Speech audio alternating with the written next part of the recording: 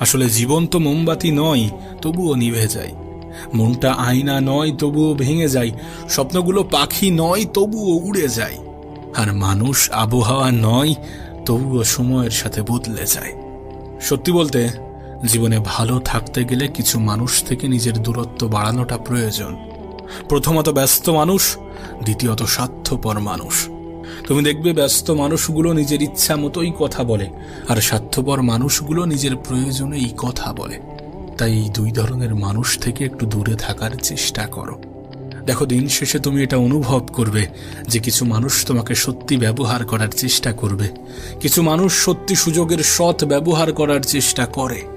দিন শেষে তুমি এটা অনুভব করবে যে খুবই স্বল্প সংখ্যক মানুষই আপন হবে, বেশিরভাগ মানুষই আপন হওয়ার অভিনয় করবে।